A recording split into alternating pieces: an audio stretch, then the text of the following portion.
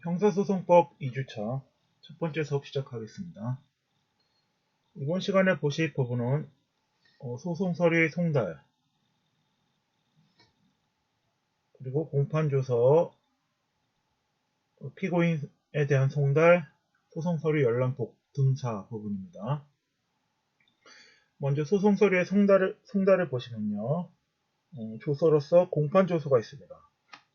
공판조서라면 공판기일에서 작성한 조서를 말하며 공판기일의 소송 절차가 적법하게 행해졌는지 여부를 입증하기 위해 법원 사무관 등이 공판기일의 소송 절차의 경과를 기재한 조서를 공판조서라고 합니다. 공판준비 절차나 증거보전 절차에서 작성한 조서는 공판조서가 아닙니다. 공판조서의 작성 주체는 공판기일의 소송 절차에 참여한 법원 사무관 등이 공판조서를 작성해야 합니다. 공판기일에 참여하지 않은 법원 사무관 등이 작성한 공판조서는 무효가 됩니다. 공판조서의 기재사항은 형사소송법 제51조에 나와 있습니다. 관련 조문을 보시면요.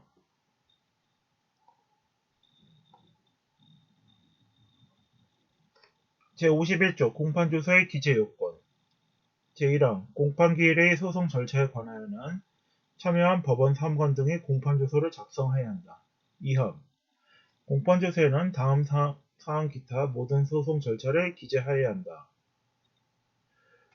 1호 공판을 행한 1시와 법원 2호 법관, 검사, 법원 사무관 등의 관직, 성명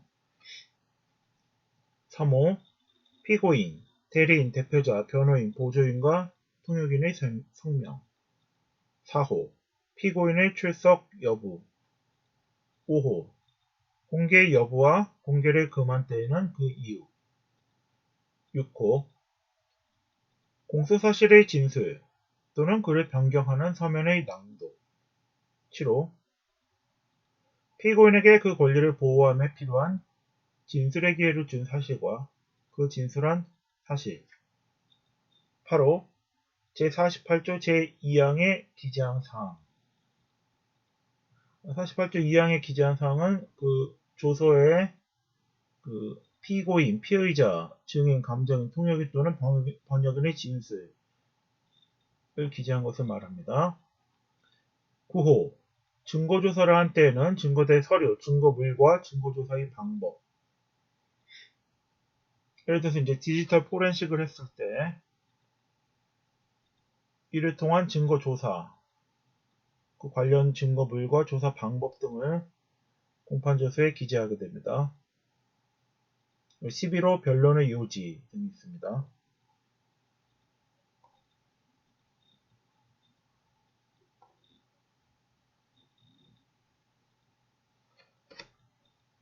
공판조서는 재판장과 참여한 법원 사무관 등이 기명 날인 또는 서명을 하여야 합니다. 재판장이 기명 날인 또는 서명할 수 없는 때에는 다른 법관이 그 사유를 부기하고 기명 날인 또는 서명하여야 합니다. 법관 전원이 기명 날인 또는 서명할 수 없는 때에는 참여한 법원 사무관 등이 그 사유를 부기하고 기명 날인 또는 서명하여야 합니다. 법원 사무관 등이 기명 날인 또는 서명할 수 없는 때에는 재판장 또는 다른 법관이 그 사유를 부기하고 기명 날인 또는 서명하여야 합니다. 54조에는요. 공판조서의 정리가 나옵니다. 제54조 조문을 보시면요. 제54조 공판조서의 정리 등 제1항 공판조서는 각 공판기일 후 신속히 정리해야 한다. 제2항 다음 회의 공판기일에 있어서는 전회의 공판심리에 관한 주요 사항을 요지를 조서에 의해 고지해야 한다. 다만 다음 회의 공판기일까지 전회의 공판조서가 정리되지 아니한 때에는 조서에 의하지 아니하고 고지할 수 있다. 사망. 제3항에 따른 청구나 이의가 있는 때에는 그 취지와 이에 대한 재판장의 의견을 기재한 조서를 당해 공판조서에 첨부해야 한다. 라고 규정되어 있습니다. 속기 및 녹취. 제56조의 2. 법원은 검사, 피고인 또는 변호인의 신청이 있는 때에는 특별한 사정이 없는 한 공판정에서의 심리의 전부 또는 일부를 속기사로 하여금 속기하게 하거나 녹음 또는 영상 녹화해야 하며 필요하다고 인정하는 때에는 직권으로 이를 명할 수 있습니다. 법원은 속기록, 녹음물 또는 영상 녹화물을 공판조서와 별도로 보관해야 합니다. 제55조에는 열람 낭독이 나옵니다. 피고인은 공판조서의 열람 또는 등사를 청구할 수 있습니다. 변호인이 있는 경우에도 청구가 가능합니다. 피고인이 공판조서를 읽지 못하는 때에는 공판조서의 낭독을 청구할 수 있습니다. 피고인의 낭독 청구가 있는 때 재판장의 명의에 의해 법원 사무관 등이 낭독하게 됩니다. 피고인의 청구에 응하지 아니하는 때에는 그 공판조서를 유죄의 증거로 할 수 없습니다.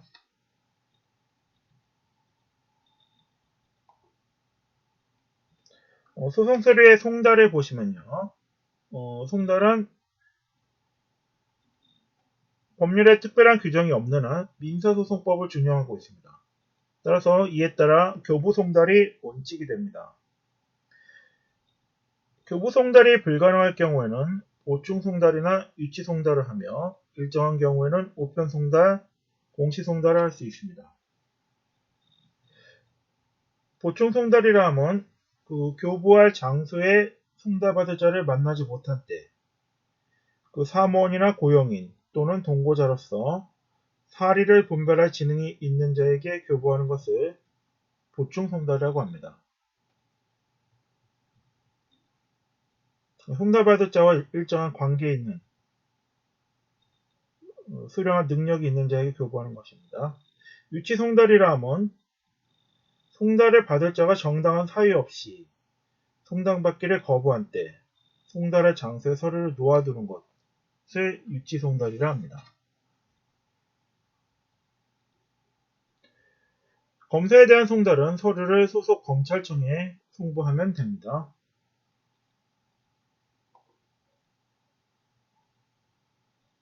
피고인에 대한 송달을 보시면요. 송달 영수인 신고가 있습니다.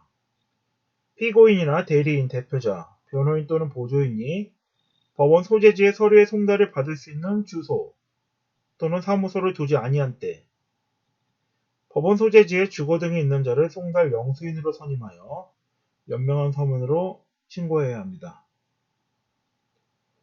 구속피고인 특칙이 있는데요. 교도소나 구치소에 구속된 자에게 할 송달은 교도소장이나 구치소장에게 하면 됩니다. 구속된 자에게 전달되었는 것은 따지지 않습니다. 송달 영수인에 관한 규정은 신체 구속을 당한 자에게 적용하지 않습니다. 피고인이 구속 중인 경우 송달 영수인 신고 의무는 면제됩니다. 우편 송달의 특칙을 보시면요. 송달 영수인의 선임을 신고해야 할 자가 그 신고를 하지 아니한 때 법원 사무관 등은 서류를 우체에 붙이거나 기타 적정한 방법으로 송달할 수 있습니다. 서류를 우체에 붙인 경우 도달한 때 송달된 것으로 간주합니다. 61조 보시면요.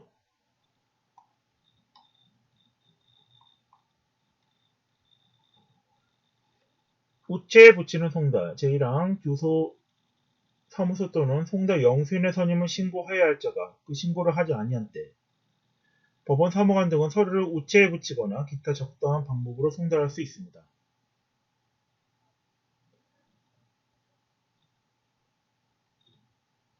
이게 우편 송달이 되겠고요. 2항 서류를 우체에 붙인 경우 도달한 때에 송달된 걸로 간주합니다.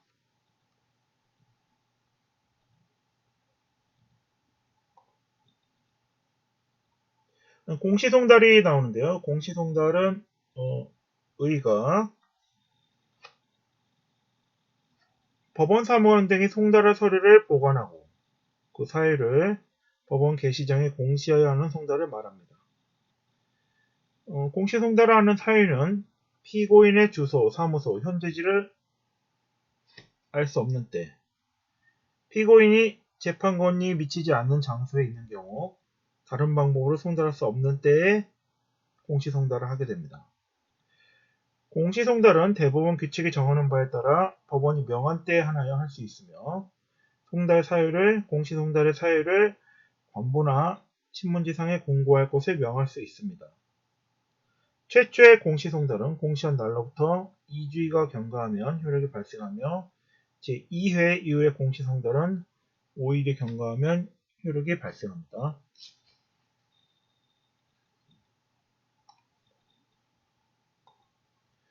소송 서류의 열람 등사가 나오는데요. 피의자, 피고인, 변호인에 대한 소송 서류의 열람 등사가 있고요. 감정인, 증인, 피해자에 대한 열람 등사가 있습니다. 먼저 피의자, 피고인, 변호인에 대한 소송 서류의 열람 등사를 보시면요. 법원 보관 서류와 검사 보관 서류, 수사 서류가 있습니다. 피고인과 변호인은 소송 계속 중에 관계 서류 또는 증거물을 열람하거나 등사할 수 있습니다.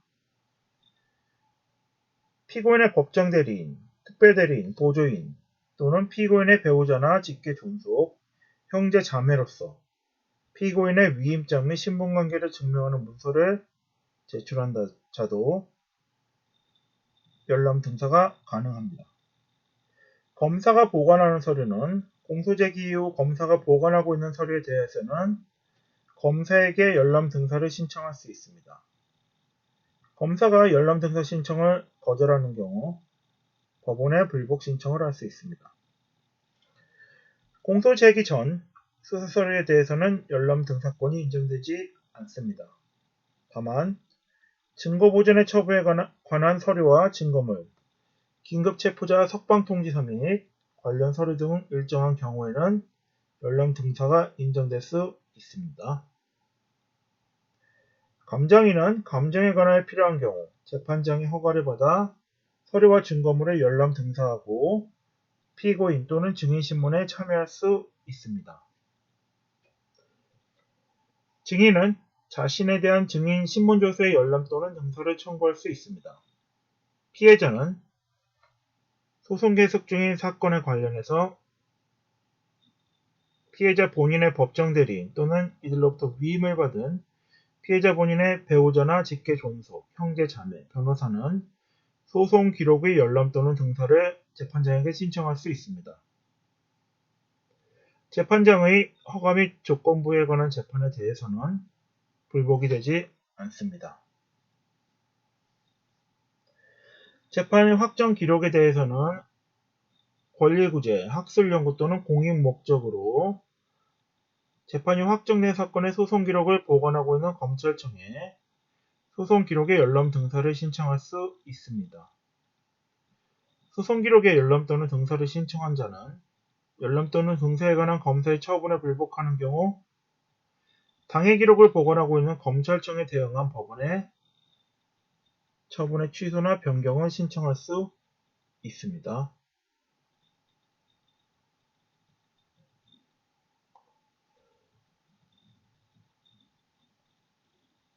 그동안은 형사사법 절차가 종이기록에 의해서 인정되었지만 이것이 형사사법 절차에서의 전자문서 이용 등에 관한 법률 제정안에 따라서 전자문서로 바뀌도록 하는 제정안이 마련되었습니다. 종이기록은 시공간적 한계로 인해 절차가 지연되고 효율성이 떨어지는 문제가 있습니다. 이에 신속성과 투명성을 제고하고 권리보호를 하기 위해 이러한 제정안이 마련되었습니다. 이에 따라 사건 관계인은 전자적으로 사건 기록을 열람, 출력하고 전자적으로 송달, 통지를 받을 수 있게 되었습니다. 이를 통해 업무의 효율성이 증대되고 사건 처리가 신속하게 되며 방어권도 충실히 보장될 것으로 기대됩니다. 형사소송을 제외한 민사 절차, 다른 소송 절차는 전자소송 제도가 도입되었습니다. 행정소송의 경우는 99.9%, 민사소송의 경우는 77.2%가 전자소송으로 진행될 정도로 제도가 정착되어 있습니다. 반면에 형사소송 절차는 종이문서를 기반으로 진행되고 있으며 음주 무면허, 공소권 없는 교통사건에 대해서만 예외적으로 전자적 사건 처리가 이루어지고 있습니다. 종이 기록으로 인한 문제점은 민원인의 불편, 방어권 보장 문제, 업무의 비효율성, 신속성 저해 등이 문제가 되고 있습니다. 이에 형사사법 절차에서의 전자문서 이용 등에 관한 법률을 제정하여 마련하게 되었습니다.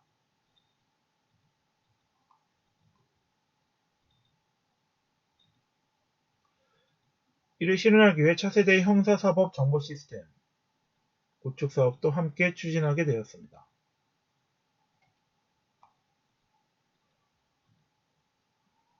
법률안의 주요 내용은 형사사법 절차에 있어 문서의 제출, 작성, 유통 관리가 완전 전자화되게 되었습니다.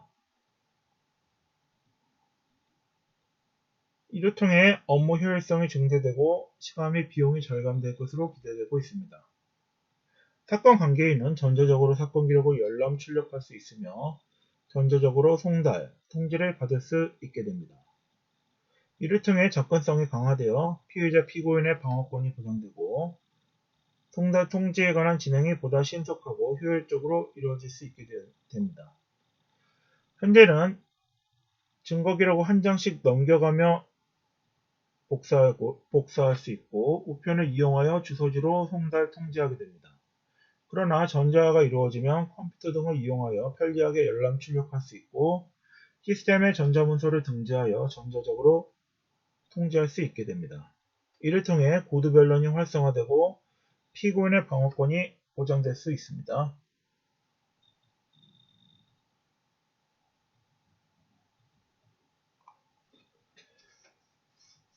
보시는 바와 같이 행정소송의 경우에는 거의 99.9% 전자소송이 이루어지고 있고 민사소송의 경우도 77.2%, 가사소송의 경우도 70.9% 전자소송이 이루어지고 있습니다.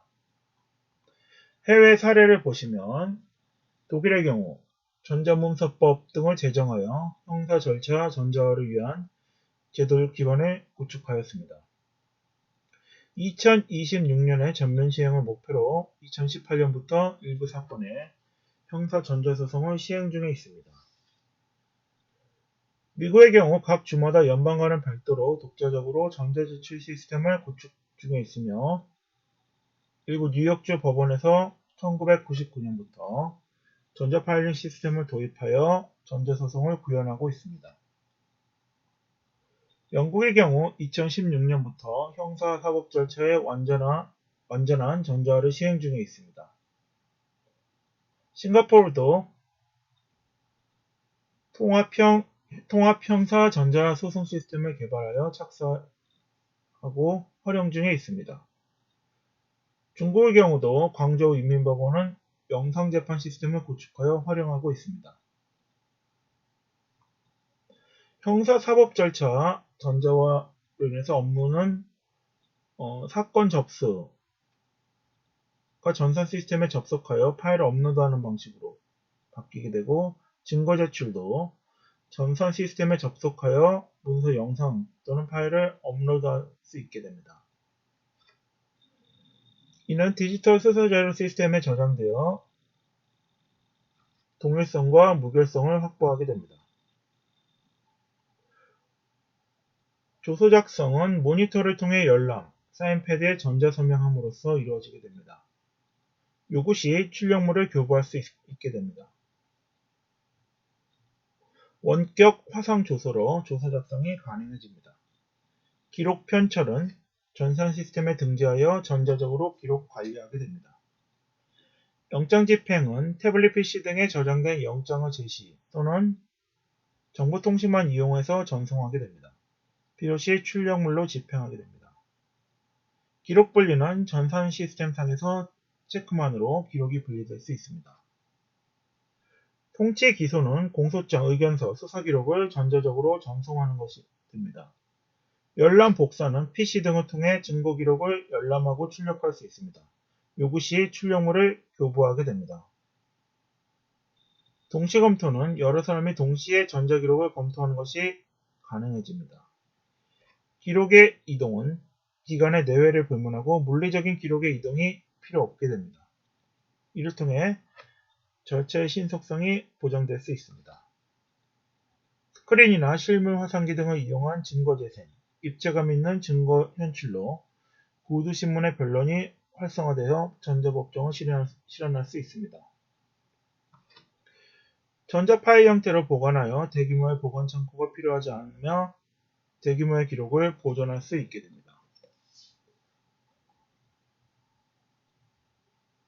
이상으로 형사소송법 2주차 첫 번째 시간 소송 서류의 송달과 공판 조서, 서류의 열람 등사 및 최근에 입법 예고된 형사사법 절차에서의 전자 문서 이용 등에 관한 법률의 내용에 대해 살펴보았습니다. 다음 시간엔 소송 조건에 대해 살펴보도록 하겠습니다. 이상으로 형사소송법 제2주차 첫 번째 시간을 마치겠습니다.